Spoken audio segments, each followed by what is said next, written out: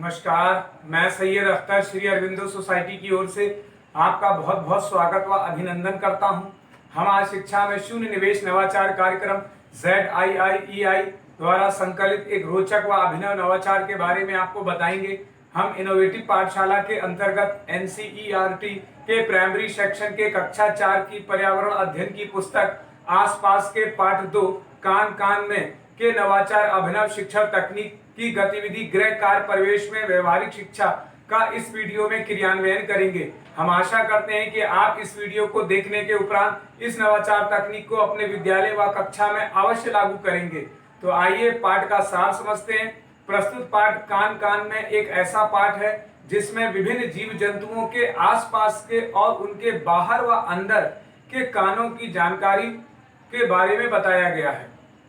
इस नवाचार की यदि उपयोगिता और नवीनता को देखा जाए तो नवीनता यह है कि इसमें पाठ की संकल्पना से जुड़े वातावरण का अनुभव करके छात्रों से गृह कार्य कराया जाता है तथा पढ़ाई गई अवधारणा को मौजूदा माहौल से जोड़ते हुए बेहतर समझ विकसित करते हैं तथा गृह कार्य की उपयोगिता को भी छात्रों को बताया जाता है। इस प्रकार इस नवाचार की क्रियान्वयन प्रक्रिया को यदि देखा जाए तो इसके अंतर्गत पढ़ाए जा रहे पाठ की अवधारणा के पुनः अध्ययन के लिए जीव जंतुओं के आवास और उनके बाहर व अंदर के कानों की जानकारी को आसपास के परिवेश से जोड़ते हुए अवलोकन, चर्चा और सांकेतिक प्रश्नों की सहायता से गृह कार्य कराया जाता है। इस नवाचार की यदि क्रियान्वयन अवधि को देखा जाए तो इसे क्रियान्वित करने में 20 मिनट का समय लगता है।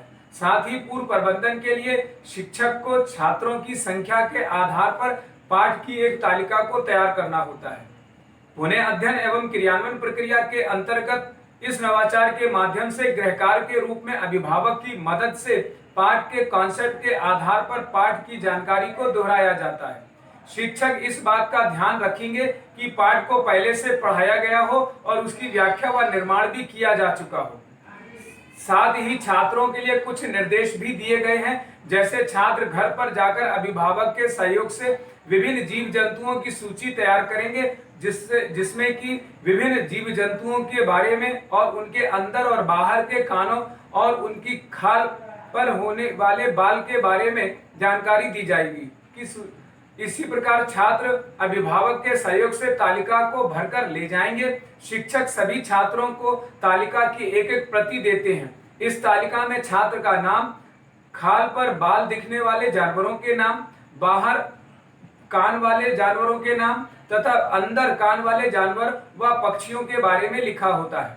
सभी छात्र तालिका को सावधानी पूर्वक ले जाकर अभिभावक को देते हैं। इससे उनमें उत्तरदायित्व की भावना का विकास होता है और बताते हैं अगले दिन की कक्षा में तालिका के आधार पर ही पाठ को दोहराया जाएगा। अंत में तालिका में अभिभावकों के लिए कुछ निर्देश भी लिखे होते हैं। अगले दिन छात्र चार्ट व तालिका को भर करके स्कूल ले जाते हैं और उसमें भरी हुई जानकारी को पढ़ करके बताते हैं। इस प्रकार शिक्षक कक्षा के छात्रों से पाठ कान कान में का पुनः अध्ययन गृह कार्य के माध्यम से आसानी से करवा लेते हैं।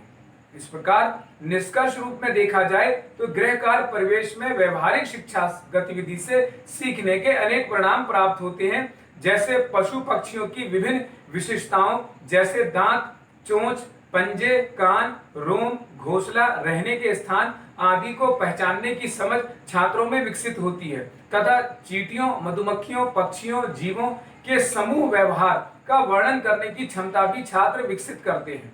गृह कार्य में को प्रयोगात्मक और अनुभवात्मक बनाते हुए स्वयं निष्कर्ष पर पहुंचने की कला भी विकसित करते हैं। भाषा की बारीकियों पर ध्यान देते हुए अपनी भाषा को गढ़ते हैं। कही जा रही बात, कहानी, कविता इत्यादि को कहने की समझ विकसित करते हैं। सूक्ष्म तथा प्रत्यक्ष पहलुओं का बारीकी से अवलोकन करना भी सीखते हैं। इस गतिविधि से सभी छात्रों की भागीदारी भी सुनिश्चित होती है। सभी छात्रों को समान अवसर प्राप्त होता है।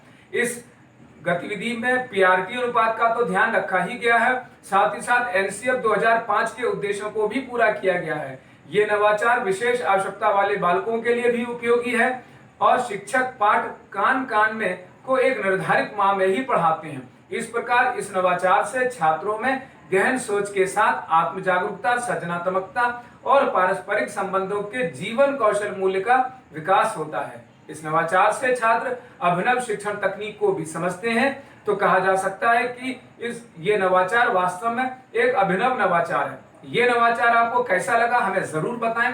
हम ऐसे कई दिलचस्प नवाचार आपके लिए लाते रहेंगे। आपसे अनुरोध है कि आप हमारा YouTube चैनल सब्सक्राइब जरूर करें। अगर आप इस वीडियो को Facebook पर देख रहे हैं तो हमारा Facebook चैनल लाइक करना ना भूलें।